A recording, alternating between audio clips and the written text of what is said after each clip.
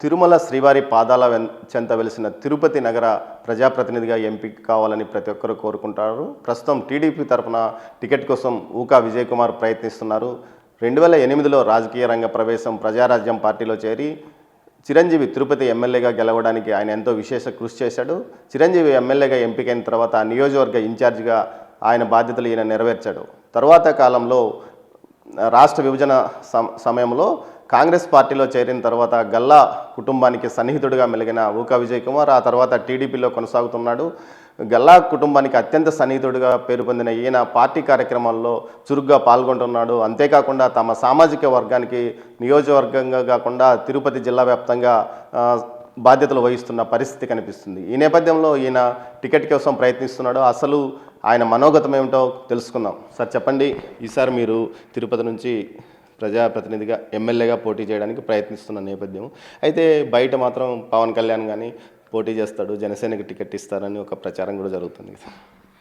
Sir మీరు అన్నట్లుగా ఈ పవిత్ర పుణ్యక్షేత్రం తిరుపతిలో ఒక ఎమ్మెల్యేగా పోటీ చేయాలన్న ఆశ చాలామందికి ఉంటుంది. ఎందుకంటే ఇక్కడ ఒక ఎమ్మెల్యేగా గెలిస్తే అది ఒక తిరుపతికే కాదు, ఆంధ్ర రాష్ట్రానికే కాదు, భారతదేశంలో కూడా తిరుపతి ఎమ్మెల్యే అంటే ఒక గుర్తింపుని తీసుకొచ్చే ఆ స్థాయి తిరుపతి ఎమ్మెల్యేకి ఉంటుంది. కాబట్టి నేను ఒక తిరుపతి వాసిగా, తిరుపతిలో పుట్టి పెరిగిన వాడిగా నేను తిరుపతి ఎమ్మెల్యేగా టికెట్ ఆశిస్తున్నాను. ఇప్పుడే కాదు, నేను 2008లో ప్రజారాజ్యం పార్టీ స్థాపించినప్పుడు నేను ఎమ్మెల్యేగా పోటీ చేస్తానని చెప్పి ఆ రోజుల్లోనే నేను ప్రజారాజ్యంలో జాయిన్ అయిన వాడిని. జాయిన్ అయిన తర్వాత ఇక్కడ చిరంజీవి గారే పోటీ చేస్తున్నందువల్ల అప్పుడు నాకు అవకాశం రాలేదు. నేను 2009 ఆయన గెలిచిన తర్వాత యాక్చువల్గా సిటీ ప్రెసిడెంట్గా అలాగే నియోజకవర్గ ఇన్ఛార్జ్గా కూడా ఆ రోజుల్లో నేను వర్క్ చేశాను.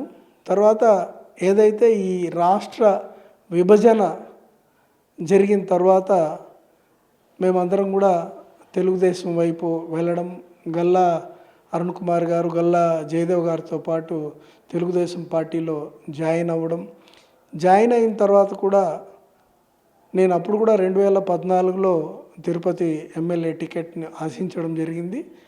అయినప్పటికీ ఆ రోజు వెంకటరమణ గారికి టికెట్ ఇచ్చిన తర్వాత ఆయన గెలుపుకు నాకు టికెట్ వస్తే ఎలాగా నేను వర్క్ చేస్తానో అలాగ వర్క్ చేసి ఆయన గెలుపునకు నేను కృషి చేశానని చెప్పి కూడా ఈ సందర్భంగా తెలియజేస్తున్నాను. అలాగే 2019లో ట్రై చేశాను, 19లో కూడా అవకాశం రాలేదు. ఈరోజు 2024కి నాకు అవకాశాలు మెండుగా ఉన్నాయన్న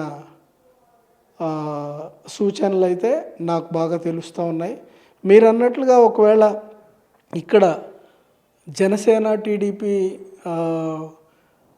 కలయికలో ఇక్కడికి పవన్ కళ్యాణ్ గారు కనుక ఎమ్మెల్యేగా పోటీకి వస్తే ఆ రోజు ఎలాగైతే చిరంజీవి గారికి ప్రజారాజ్యంలో ఆయన గెలుపు కోసం ఎలా కృషి చేశానో ఈరోజు తెలుగుదేశం పార్టీ తరపున పవన్ కళ్యాణ్ గారు విజయం కోసం కూడా అదేవిధంగా కృషి చేసి ఆయన విజయంలో కీలక భూమిక పోషిస్తానని కూడా ఈ సందర్భంగా తెలియజేస్తున్నాను.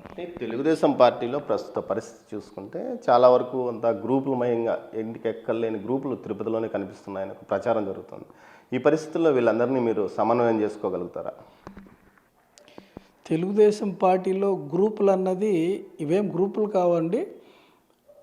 టికెట్లు ఆశిస్తున్న వాళ్ళు ఒక 3-4 ఉన్నారు కాబట్టి వాళ్ళందరూ కూడా ఎవరికి సంబంధించిన వర్గాలతో వాళ్ళు ఉండడం సహజం. ఇది నాట్ ఓన్లీ తిరుపతి, ఎక్కడైనా కానీ ఒక నియోజకవర్గానికి టికెట్ ఆశిస్తున్నప్పుడు ఎవరైతే ఇన్ఛార్జ్ ఉంటారో వారితో పాటు ఇంకా కొంతమంది కూడా యాక్టివ్గా టికెట్ని ఆశిస్తూ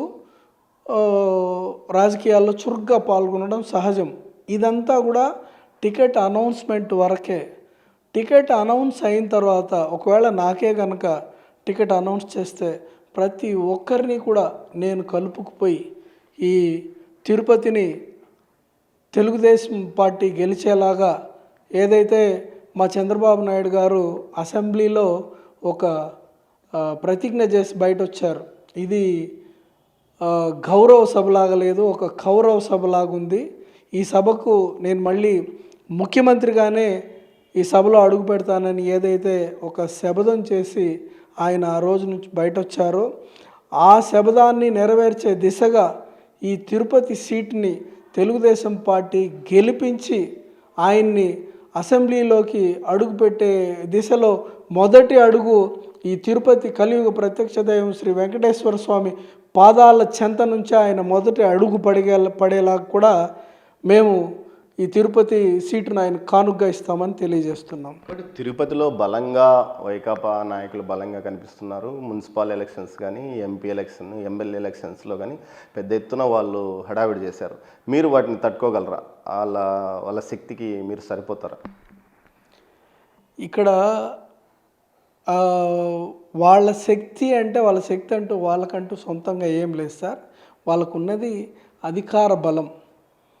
అధికార బలంతో ఒక రకంగా మున్సిపల్ ఎన్నికలలో అన్నిట్లో కూడా పోలీసులతో అంటే ఎవరెవరు తెలుగుదేశం పార్టీ తరఫున కార్పొరేటర్గా నిలబడినారో వాళ్ళందరినీ కూడా ఇబ్బందులకు గురిచేసి రకరకాలుగా సామభేద దాన దండోపాయాలతో వాళ్ళందరినీ కూడా లోబరుచుకొని ఆ రోజు ఎన్నికలను చేసినటువంటి సందర్భాన్ని మేము చూసాం.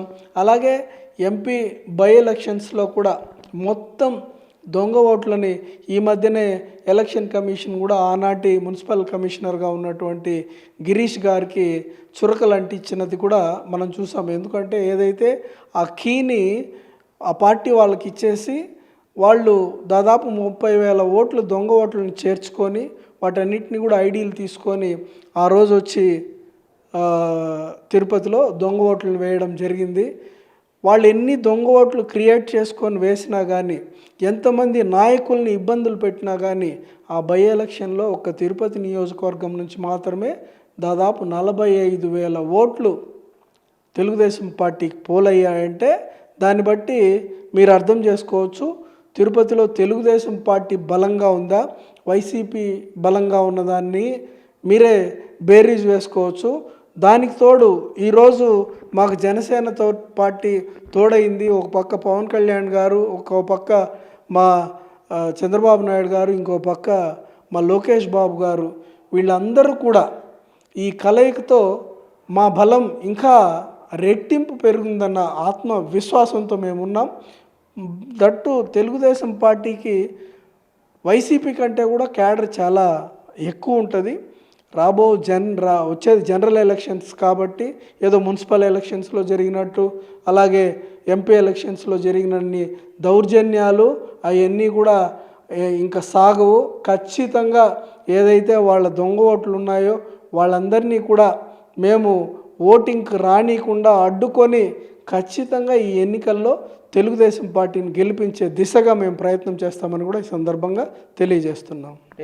తిరుపతిలో మాస్టర్ ప్లాన్ రోడ్స్ కానీ అదేవిధంగా ఏదైతే ఫ్లైఓవర్ పూర్తి చేయడం, దీంతోపాటు పెద్ద ఎత్తున టీటీడీలో పనిచేసే ఉద్యోగులకు ఇళ్ల స్థలాలు, అదేవిధంగా వాళ్ళ జీతాలు పెంచడం, ఇలాంటి ఆకర్షణీయ పథకాలతో కాంగ్రెస్ వైసీపీ ముందుకు పోతున్న నేపథ్యంలో మీకు ఎలా విజయావకాశాలు ఉంటాయని భావిస్తున్నారు?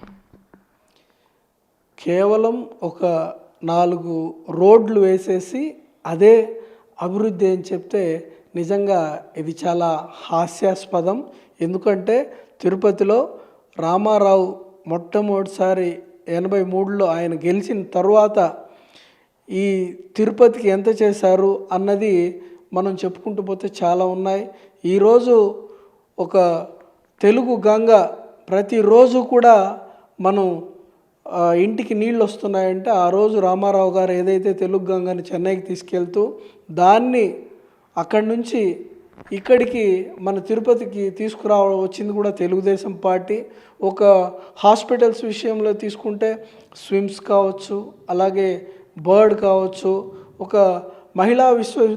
మహిళలకు మాత్రమే భారతదేశంలోనే మొట్టమొదటి మహిళా విశ్వవిద్యాలయాన్ని స్థాపించినటువంటి వ్యక్తి రామారావు గారు.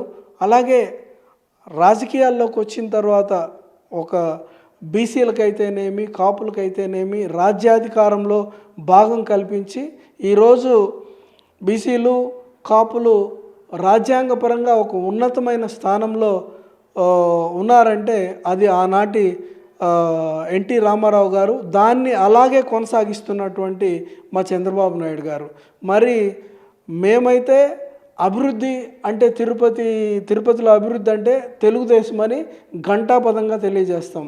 మీరు ఏదైతే ఒక రోడ్లు వేశారో మాస్టర్ ప్లాన్ రోడ్లలో, దాంట్లో ఎంత అవినీతి జరిగింది అన్న దాని మీద చర్చలు తండోపతండాలుగా చేసుకుంటున్నారు. మొన్ననే మా నాయకుడు రమణారెడ్డి గారు నెల్లూరు నుంచి ఆయన వీళ్ళ భాగవతం మొత్తం కూడా దాదాపు 4,000 కోట్ల అవినీతి జరిగిందని చెప్పి ఈరోజు ఆ టీడీఆర్ బాండ్ల మీద ఆయన ఖచ్చితంగా రిటర్న్గా ఏదైతే ప్రూఫ్లతో సహా ఆయన ఆ రోజు తెలియజేసింది మనం అందరం కూడా చూసాం.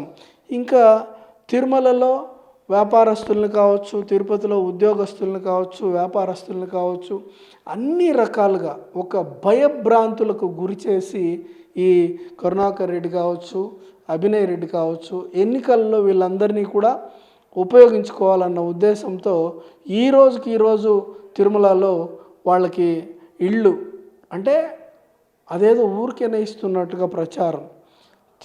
తిరుపతి దేవస్థానం ఉద్యోగస్తులకు ఇస్తున్న ఇళ్ల స్థలాలు కేవలం వాళ్ళ డబ్బులతో వాళ్ళ కొనుక్కుంటున్నటువంటి ఇళ్ల స్థలాలు.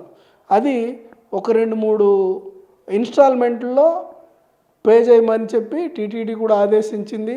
అందులో కూడా గతంలో అయితే టీటీడీ ఎవరైతే ఎంప్లాయీస్కి ఇళ్ల స్థలాలని కేటాయిస్తుందో దాన్ని నెల కట్ చేసుకునేది.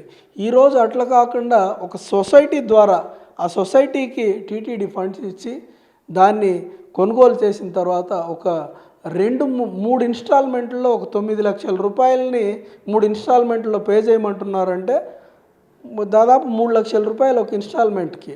అంటే ఒక సామాన్య ఒక అటెండర్ నుంచి డిప్యూటీ స్థాయి వరకు టీటీడీలో ఉద్యోగస్తులు ఉన్నారు.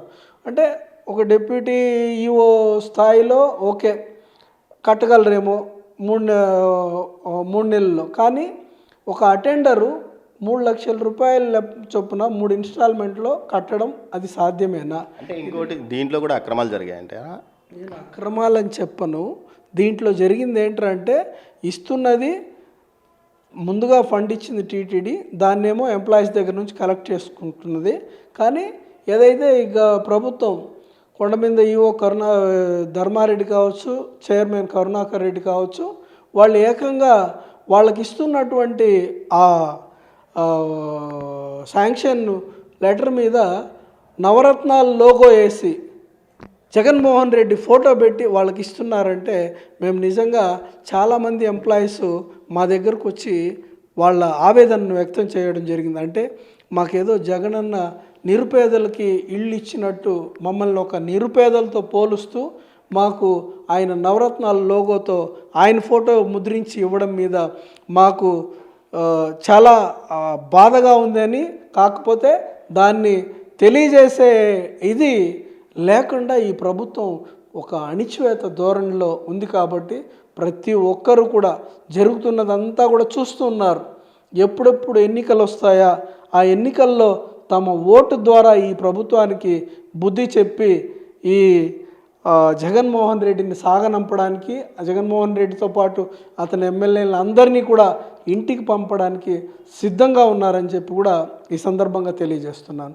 మొత్తం మీద అయితే ఇంకో విషయం, స్థానికులకు టీటీడీ గతంలో ఎన్నడూ లేనంతగా సహకారం అందిస్తుంది. అదేవిధంగా పారిశుద్ధ్యానికి కూడా నిధులు పైనుంచి విడుదల చేస్తున్నామని కూడా చెప్తున్నారు.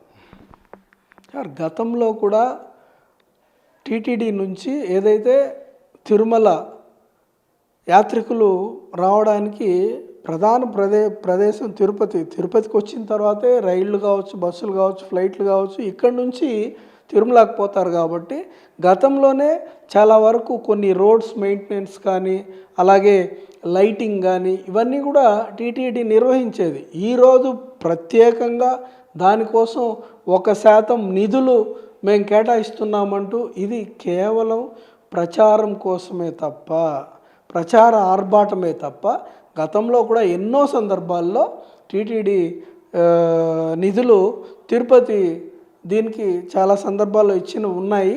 దీన్ని కేవలం వీళ్ళు ఆర్భాటం, ప్రచార ఆర్భాటమే తప్ప దీంట్లో చిత్తశుద్ధి లేదని కూడా ఈ సందర్భంగా తెలియజేస్తున్నాను. మరొకటి, మీ సామాజిక వర్గం మొత్తం ఒక చోట రహస్యంగా సమావేశమైంది.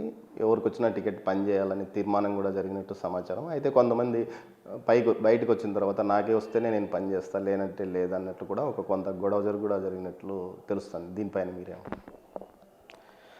సామాజిక వర్గం అనేది అది రహస్య సమావేశము ఇవన్నీ ఊరికే అండి. ఎందుకంటే ప్రతి సంవత్సరం కూడా ఇక్కడ తిరుపతిలో మాకు బలిజ అభ్యుదయ సేవా సమితి అనే ఒక ఆర్గనైజేషన్ ఉంది. ఆ ఆర్గనైజేషన్ ద్వారా జస్ట్ ఎవ్రీ ఇయర్ ఈ వనభోజన కార్యక్రమాలని జరుపుకోవడం ఆనవాయితీ బాస్ ఆధ్వర్యంలో. ఈ మధ్య కాలంలో కూడా దాని గురించి అంటే దాన్ని ఎలా ఆర్గనైజ్ చేయాలన్న ఒక చిన్న ఏదైతే కమిటీ ఉంటుందో ఆ కమిటీ యొక్క సమావేశమే జరిగింది. దాన్ని చిలవలు పలవలుగా ఏదో కొందరు ఎన్నికల ముందు వస్తూ ఉంది కాబట్టి కాస్త రాజకీయ చర్చ కూడా జరిగింది, వాస్తవమే. కాకపోతే దాన్ని కొందరు రకరకాలుగా అలా చెప్పుకోవడం నిజంగా చాలా బాధాకరం. మేము ఈ సందర్భంగా ఒకటే తెలియజేస్తున్నాం, తిరుపతిలో మామూలుగా తెలుగుదేశం ఆవిర్భావం నుంచి కూడా రామారావు గారు రిజైన్ చేసినప్పటి నుంచి కూడా ఇప్పటికీ ఎన్నిసార్లు ఎలక్షన్స్ జరిగినాయో అంటే దాదాపు ఒక 14 ఎలక్షన్స్ జరిగి ఉంటే దాంట్లో 2 సార్లు మాత్రమే వేరే సామాజిక వర్గానికి, అంటే ఒకసారి గురవారెడ్డి గారికి, తర్వాత కందాటి శంకర్ రెడ్డి గారికి ఇవ్వడం జరిగింది. మిగిలిన ప్రతిసారి కూడా బలిజలకే ఇస్తున్నారు. అది రామారావు గారు కావచ్చు, దాన్ని కంటిన్యూ చేస్తున్నటువంటి మా నాయకుడు చంద్రబాబు నాయుడు గారు కావచ్చు, వారికి మేము బలిజలందరి తరపున కూడా హృదయపూర్వక ధన్యవాదాలు తెలియజేసుకుంటూ మేము ఈరోజు ఒకటే మాట చెప్తున్నాం, మీరు తిరుపతిలో ఎవ్వరికి టికెట్ ఇచ్చినా, ఒకవేళ బలిజ సామాజిక వర్గానికి ఇచ్చినా లేదు, ఏదైతే బీసీల నుంచి మా నరసింహ యాదవ్ గారు జిల్లా అధ్యక్షుడు, ఆయన పార్టీ టికెట్ ఆశిస్తున్నారు, ఆయనకి ఇచ్చినా కానీ లేదు, రెడ్డి సామాజిక వర్గం నుంచి మబ్బు దేవనారాయణ రెడ్డి గారు టికెట్ ఆశిస్తున్నారు, ఆయనకి ఇచ్చిన ఎవ్వరికి ఇచ్చినా కానీ ఇక్కడ మాది ఒకటే, ఈ తిరుపతిని తెలుగుదేశం జనసేన కలిసి కట్టుగా పనిచేసి విజయం సాధించి దీన్ని మా ఇద్దరు నాయకులకు కూడా కానుకగా ఇవ్వాలనేదే మా ముఖ్య ఉద్దేశం తప్పితే ఈరోజు ఒకరికి ఇస్తే ఇంకొకరు పనిచేయరు అన్నది ఎక్కడా లేదు. అందరూ కలిసి కట్టుగా అన్ని సామాజిక వర్గాల్ని కలుపుకొని తిరుపతిలో నుంచి ఈ వైసీపీని తరిమి కొట్టే విధంగా మేమందరం కలిసి పనిచేస్తామని కూడా ఈ సందర్భంగా తెలియజేస్తున్నాం. ఈ బాస్ అధ్యక్షుడిగా మీకు చిత్తూరు జిల్లాకు సంబంధించి రాయలసీమలో ఏకైక బలిజ సామాజిక వర్గానికి చెందిన ఎమ్మెల్యే చిత్తూరులో ఉన్నాడు వైసీపీ నుంచి. అతనికి కూడా ఈసారి తప్పించడాన్ని మీరు ఏ విధంగా కామెంట్ చేస్తారు? అక్కడ వేరే సామాజిక వర్గానికి టికెట్ ఇచ్చారు కదా. మనము ఈ సందర్భంగా మనం ఒకటే చూస్తున్నాం సార్, ఏదైతే వైసీపీ పార్టీ ఉందో వాళ్ళు మాది రెడ్ల పార్టీ, రెడ్లకు కాకుండా మేము ఎవరికి ఇస్తామని ఓపెన్గా తెలియజేస్తున్నారు. అంటే మనం గత ఎన్నికల్లో 2019లో కనుక చూసుకుంటే ఉమ్మడి చిత్తూరు జిల్లాలో 14లో 3 రిజర్వేషన్స్, 3 రిజర్వేషన్ పోగా 11లో 1 జంగాలపల్లి శ్రీనివాసులు గారికి ఇచ్చారు, మిగిలిన 10 కూడా రెడ్డి సామాజిక వర్గానికే ఇచ్చారు. ఈరోజు మళ్ళీ అతన్ని కూడా తీసేసి మళ్ళీ ఆ సీట్లో ఒక రెడ్డి సామాజిక వర్గానికి ఇస్తున్నారంటే రాయలసీమ బలిజలంటే జగన్మోహన్ రెడ్డికి ఎంత చులకన భావం ఉందో దీన్ని ప్రతి ఒక్కరు కూడా చూస్తున్నారు. ఎందుకంటే ఇచ్చిందే ఒకటి, దాన్ని తీసేసి పూర్తిగా అంటే దాదాపు 52 నియోజకవర్గాల్లో ఒక్క నియోజకవర్గం కూడా బలిజల ప్రాతినిధ్యం ఇవ్వకుండా వారు చేస్తున్నారంటే ఇది వాళ్ళ స్వయం కృతాపరాధం. ఇవన్నీ కూడా బలిజలు చూస్తూనే ఉన్నారు. ఒక్క బలిజలే కాదు, ఏ సామాజిక వర్గానికి కూడా సీట్ల విషయంలో న్యాయం జరగట్లేదు ఈ వైసీపీ ప్రభుత్వంలో. ఈ ఏదైనా కులాల పరంగా ఒక సామాజిక న్యాయం సమంగా పాటిస్తూ ఆ సామాజిక న్యాయ పరంగా సీట్లను కేటాయించే పార్టీ ఏదన్నా ఉందంటే ఒక తెలుగుదేశం పార్టీ, చంద్రబాబు నాయుడు గారని కూడా ఈ సందర్భంగా మేము గర్వంగా తెలియజేస్తున్నాం. తిరుపతి ఎమ్మెల్యే అభ్యర్థిగా మీరు ఖరారైతే తిరుపతికి అజెండా ఏంటి? మీరు తిరుపతి అభివృద్ధికి ఎలాంటి అజెండాతో ముందుకు పోతారు? తిరుపతి బాగా అభివృద్ధి చెందిన ప్రదేశం. నేను తిరుపతి ప్రజలకి నాకే కనుక ఒక ఎమ్మెల్యేగా అవకాశం కలిగితే నేను తిరుపతి ప్రజలకి ఒక్కటే తెలియజేస్తున్నా, ఈ తిరుపతి ప్రజలు నాకు చాలా ఇచ్చారు. వ్యాపార పరంగా ఒక సామాన్య కుటుంబం నుంచి వచ్చిన, మిడిల్ క్లాస్ కుటుంబం నుంచి వచ్చిన నన్ను ఈ తిరుపతి నగరం బాగా ఎంతో ఆదరించి వ్యాపార పరంగా నన్ను బాగా ఒక ఉన్నత స్థాయికి తీసుకొచ్చి ఈరోజు ఒక ఎమ్మెల్యేగా పోటీ చేసే స్థాయికి ఈ తిరుపతి నగరం, తిరుపతి ప్రజలు నాకు ఇచ్చారు. నేనే కనుక ఎమ్మెల్యే అయితే నేను ఒక్కటే ఈ తిరుపతి ప్రజలందరికీ కూడా ఈ సందర్భంగా ఒకటే తెలియజేస్తున్నాను, ప్రశాంతత ఏదైతే పవిత్ర పుణ్యక్షేత్రమైన ఈ తిరుపతిని ఒక ప్రశాంత నగరంగా, ఒక వ్యాపారస్తులు వారి వ్యాపారం వాళ్ళు స్వేచ్ఛగా చేసుకునే విధంగా, ఉద్యోగస్తులు వాళ్ళ ఉద్యోగాల్ని స్వేచ్ఛగా చేసుకునే విధంగా, రాజకీయ పార్టీలు ఎవరి పార్టీకి ఇష్టం వచ్చిన పార్టీలకి వాళ్ళు చేసుకునే విధంగా, అంటే పూర్తి స్వాతంత్రాన్ని ఎక్కడ కూడా వారి ప్రాథమిక హక్కులకి భంగం కలగకుండా, ఒక దౌర్జన్యాలు కావచ్చు, దోపిడీలు కావచ్చు, ఇవేమీ లేకుండా ఒక ప్రశాంతమైన నగరంగా ఈ తిరుపతి అభివృద్ధితో పాటు తిరుపతి ప్రశాంతతని, అలాగే శ్రీ వెంకటేశ్వర స్వామి ధర్మో రక్షతి రక్షితః అన్న పదాన్ని కూడా నేను ఒక ఎమ్మెల్యే అయితే ఈ తిరుపతిని ప్రశాంత నగరంగా కూడా చేయడంలో నా వంతు పాత్ర నేను చేస్తానని చెప్పి కూడా ఈ సందర్భంగా తెలియజేస్తాను. అంటే మీరు చెప్తున్న దాని ప్రకారం ఇప్పుడు తిరుపతిలో ప్రశాంతత, స్వేచ్ఛ, స్వతంత్రాలు లేవని భావిస్తున్నారా? ఊరు మొత్తం కోడై కూస్తూ ఉంది.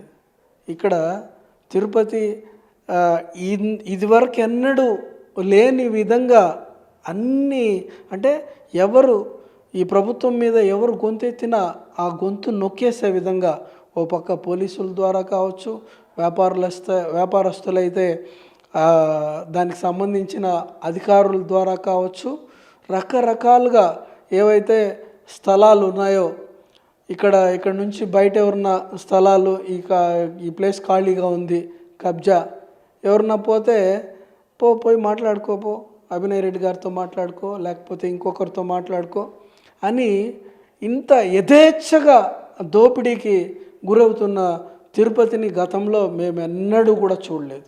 ఎప్పుడు ఇంతకుముందు ఎంతోమంది ఎమ్మెల్యేలు చేశారు, అసలు ఎక్కడ ప్రజల స్వేచ్ఛకు భంగం కలిగేలాగా ఏ ఒక్కరు కూడా ప్రయత్నించలేదు.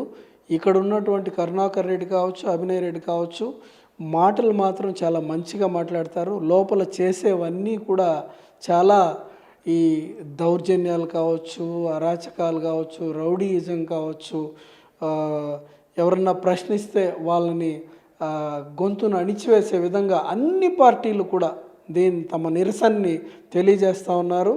ఖచ్చితంగా అందరూ కలిసి ఈ తిరుపతిలో వైసీపీకి బుద్ధి చెప్పేదానికి సిద్ధంగా ఉన్నారని కూడా ఈ సందర్భంగా తెలియజేస్తున్నాను.